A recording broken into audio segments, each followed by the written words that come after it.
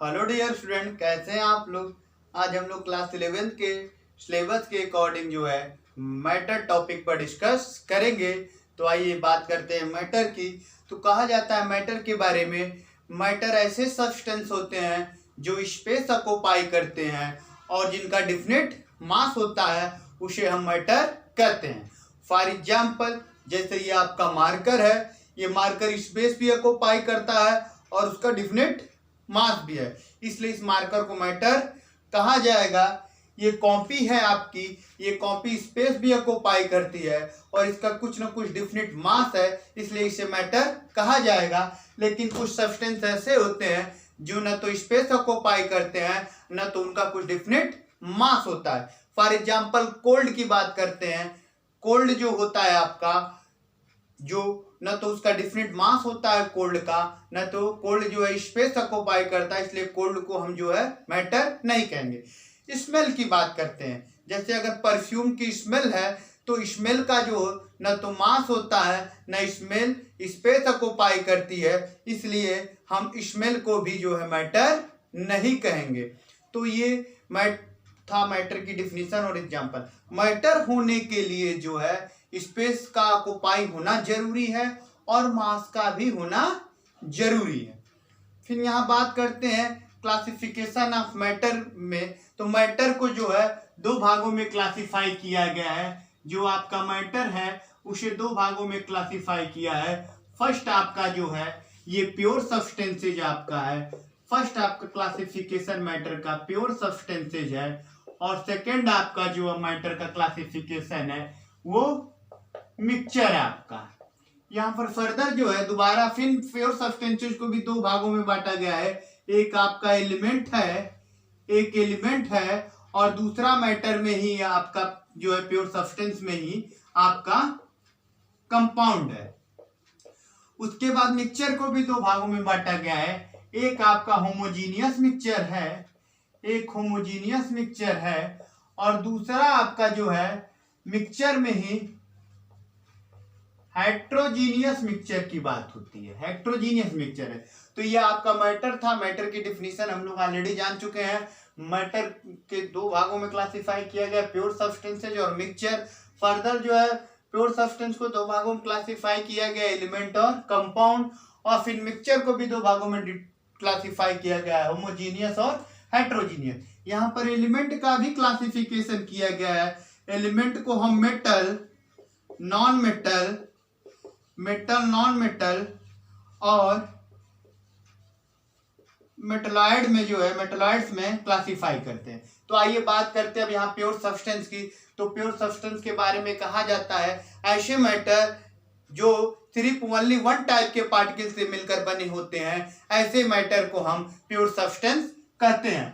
जैसे वाटर की बात करते हैं। वाटर आपका एक तरह का मैटर है और वो भी मैटर में आपका प्योर सब्सटेंस है, क्योंकि वाटर में हम देखते हैं सिर्फ H2O मॉलिक्यूल ही है, H2O के अलावा कोई और मॉलिक्यूल नहीं है, इसलिए वाटर को हम प्योर सब्सटेंस कह सकते हैं। तो प्योर सब्सटेंस जो होते हैं वो ओनली वन टाइप के पार्टिकल से मिलकर बनते हैं। जैसे सोडियम ले लिया जाए, सोडियम की भी आपका प्योर सब्सटेंस है, क्योंकि सोडियम में सिर्फ सोडियम एटम ही होंगे, सोडियम एटम के अलावा कोई और एटम नहीं होगा।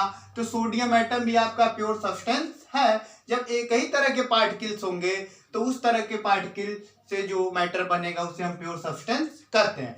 प्योर सब्सटेंस में भी एलिमेंट आता है और आपका कंपाउंड आता है। बात करते हैं एलिमेंट की।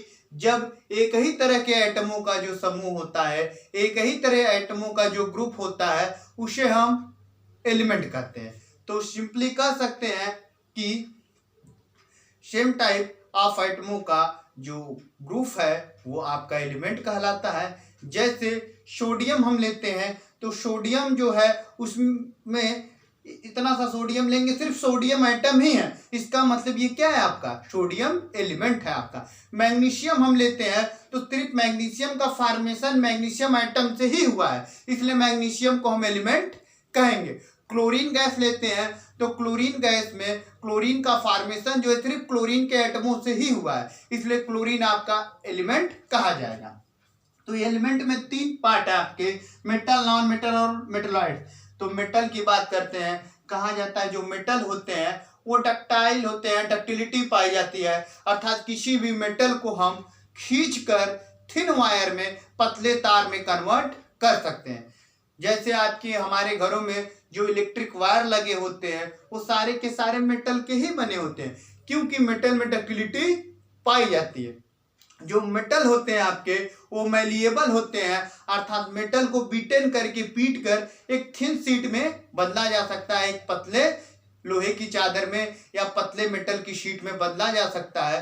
तो हम कह सकते हैं मेटल जो होते हैं वो मैलिएबल होते हैं। जैसे आयरन शीट जो है, आयरन की शीट बनाई जाती है बीटन करके, क्योंकि आयरन एक प्रकार का मेटल है, उसमें मैलिएबल प्रॉपर्टी पाई जाती है। तो मेटल आपके डक्टाइल होते हैं, मैलिएबल होते हैं।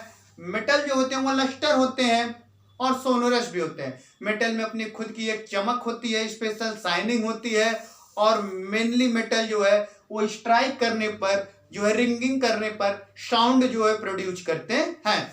लेकिन मॉडर्न अगर केमिस्ट्री के हिसाब से हम डिफिनीशन दें मेटल की, तो कहा जा सकता है कि ऐसे एटम, ऐसे एलिमेंट जो इलेक्ट्रॉनों को लॉस करके पॉजिटिव आयन बनाने की टेंडेंसी रखते हैं, उन्हें हम मेटल कहते हैं। जैसे सोडियम के केस में हम देखते हैं, सोडियम एक इलेक्ट्रॉन का लॉस करता है और सोडियम प्लस का फॉर्मेशन करता है। यहाँ पर आपका सोडियम क्या है, सोडियम आपका यहाँ पर मेटल है, क्योंकि सोडियम एक प्लस लॉस करके, सोडियम एक इलेक्ट्रॉन लॉस करके और सोडियम प्लस का फॉर्मेशन करता है। तो जो एलिमेंट इलेक्ट्रॉन का लॉस करके पॉजिटिव आयन बनाने के टेंडेंसी रखते हैं, उन्हें हम मेटल कहते हैं। यहाँ पर देख लीजिए, मैग्नीशियम की बात करते हैं। मैग्नीशियम 2 इलेक्ट्रॉन लॉस करके मैग्नीशियम डबल प्लस बनाने की टेंडेंसी रखता है, इसलिए मैग्नीशियम को भी मेटल हम कहेंगे। तो ये मेटल की बात होगी। नॉन मेटल की बात करते हैं। कहा जाता है नॉन मेटल के केस में कि नॉन मेटल जो होते हैं न तो वो डक्टाइल होते हैं, न तो वो मैलिएबल होते हैं, अर्थात नॉन मेटल को न तो हम पतले शीट में बदल सकते हैं, न तो पतले थिन शीट में बदल सकते हैं, और न तो हम वायर में कन्वर्ट कर सकते हैं नॉन मेटल को। जो नॉन मेटल होते हैं वो सॉलिड, लिक्विड, गैस तीनों फॉर्म में पाए जाते हैं। जैसे आपका जो है क्लोरीन, ब्रोमीन, क्लोरीन आपका और फ्लोरीन आपका गैस है, ब्रोमीन आपका जो है लिक्विड फॉर्म में है, और आयोडीन आपका सॉलिड फॉर्म में। तो आयोडीन आपका सॉलिड फॉर्म में जो नॉन मेटल है, ब्रोमीन आपका लिक्विड फॉर्म में जो नॉन मेटल है, और फ्लोरीन और क्लोरीन गैस है जो भी आपका क्या है, नॉन मेटल है। तो नॉन मेटल जो होते हैं ना तो डक्टाइल होते हैं, ना मैलिएबल होते हैं, और सबसे बड़ी बात है कि मेटल तो इलेक्ट्रिसिटी और हीट के दोनों के कंडक्टर होते हैं, लेकिन नॉन मेटल ना तो इलेक्ट्रिसिटी के कंडक्टर होते हैं, ना तो हीट के कंडक्टर होते हैं। एक्सेप्शन के रूप में, अपवाद स्वरूप, एक ग्रेफाइट एक ऐसा नॉन मेटल है जो नॉन मेटल होते हुए भी इलेक्ट्रिसिटी का कंडक्टर होता है। मेटलाइट की बात करते हैं तो मेटलाइट के केस में मेटलाइट की प्रॉपर्टी मेटल और नॉन मेटल दोनों की प्रॉपर्टी शो करता है। हम सिंपली कह सकते हैं कि जो मेटलाइड होते हैं वो मेटल और नॉन मेटल की बीच की कड़ी है। कहने का मतलब कि मेटलाइड मेटल का भी कुछ प्रॉपर्टी रखेगा और नॉन मेटल की भी कुछ प्रॉपर्टी रखेगा। तो सिंपली जो मेटलाइड होते हैं उनका प्रयोग हम सेमीकंडक्टर के रूप में करते हैं, जैसे सिलिकॉन और जर्मेनियम। ये मेटलाइड की बात होगी आपकी।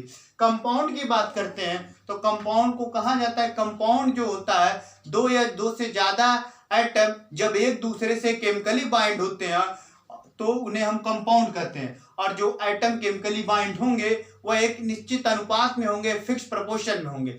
फॉर एग्जाम्पल जैसे H2O लिया जाता है, H2O आपका कंपाउंड है। H2O में हम अगर बाई मास देखते हैं तो इसका बाई मास ये 2 हो जाएगा, और ऑक्सीजन का एटॉमिक मास 16 होता है, 16 हो जाएगा। रेशियो लेते हैं तो 1:8 आ जाता है। तो कहते हैं H2O का जो फॉर्मेशन हुआ है जब हाइड्रोजन और ऑक्सीजन 1:8 में एक दूसरे से मिलते हैं तभी H2O का फॉर्मेशन होता है। जब 2 या 2 से ज्यादा एटम एक दूसरे से केमिकली बाइंड होते हैं और केमिकली बाइंड होने के साथ साथ वो फिक्स प्रोपोर्शन में होते हैं तो कंपाउंड का फॉर्मेशन होता है, और जिसे हम कंपाउंड कहते हैं। तो यह आपका कंपाउंड हो गया। मिक्सचर की बात करते हैं हम तो मिक्सचर में हम कहते हैं कि जब 2 या 2 से ज्यादा सब्सटेंस को आपस में जब मिलाया जाता है, किसी रेशियो में मिलाया जाए, किसी अनुपात में, जब 2 या 2 से ज्यादा सब्सटेंस को मिलाया जाए, किसी रेशियो में मिलाया जाए, तो आपका मिक्सचर जो है बनता है। मिक्सचर दो तरह के होते हैं, होमोजीनियस और हेट्रोजीनियस। बात करते हैं होमोजीनियस मिक्सचर की, तो कहा जाता है जो होमोजीनियस मिक्सचर होता है उसमें पार्टिकल का कंपोजिशन हर जगह सेम होता है। तो ऐसा मिक्सचर जिसमें पार्टिकल का कंपोजिशन हर जगह सेम हो, ऐसे मिक्सचर को हम होमोजीनियस मिक्सचर कहते हैं। जैसे शुगर और वाटर का हम मिक्सचर लेते हैं तो देखते हैं शुगर वाटर में डिजॉल्व हो जाता है। शुगर वाटर में डिजॉल्व हो जाता है तो इसका मतलब शुगर जो है हर जगह इक्वली डिस्ट्रीब्यूट हो चुका है, इसका मतलब उसका कंपोजिशन सेम है। तो शुगर और वाटर का एग्जाम्पल आपका होमोजीनियस का एग्जाम्पल है। हेट्रोजीनियस मिक्सचर की बात करते हैं, नाम ही से पता चल रहा है हेट्रोजीनियस। होमो का मतलब समान होता है, हेट्रो का मतलब असमान या विषमान होता है, तो जो विषम, तो जो समान ना हो मिक्सचर में, हर जगह कंपोजिशन सेम ना हो, उसे हेट्रोजीनियस कहेंगे। सिंपली हम हेट्रोजीनियस मिक्सचर को कह सकते हैं कि जब दो या दो से ज्यादा जो है सब्सटेंस को आपस में मिक्स किया जाता है उस समय जो पार्टिकल होते हैं उनका कंपोजिशन, जो मिक्सचर के पार्टिकल है उनका कंपोजिशन हर जगह सेम ना हो, तो उसे हम हेट्रोजीनियस मिक्सचर कहते हैं। जैसे ऑयल और वाटर का मिक्सचर लिया जाता है तो देखते हैं कि वाटर की सरफेस पे ऑयल फ्लोट करता है, इसका मतलब ऑयल और वाटर का मिक्सचर आपका हेट्रोजीनियस है, क्योंकि ऑयल जो है वो हर जगह इक्वली डिस्ट्रीब्यूट नहीं हुआ है वाटर में। तो इस तरह से हम हेट्रोजीनियस का एग्जांपल ऑयल और वाटर का दे सकते हैं। ऑयल और वाटर का एग्जांपल आपका हेट्रोजीनियस का एग्जाम्पल है, शुगर और वाटर का एग्जाम्पल आपका होमोजीनियस का एग्जाम्पल है। तो ये आपका मैटर की डिफिनीशन हो गई, प्योर सब्सटेंसेज हो गए, एलिमेंट में मेटल, नॉन मेटल, मेटलाइड और कंपाउंड के बारे में हम लोगों ने पढ़ा। मिक्सचर में होमोजीनियस और हेट्रोजीनियस के बारे में हम लोगों ने पढ़ा। तो ये आपका जो है कॉन्सेप्ट आपका क्लियर हो चुका होगा। तो ठीक है, ज़्यादा से ज़्यादा वीडियो को शेयर करें, लाइक करें, ठीक है, ओके।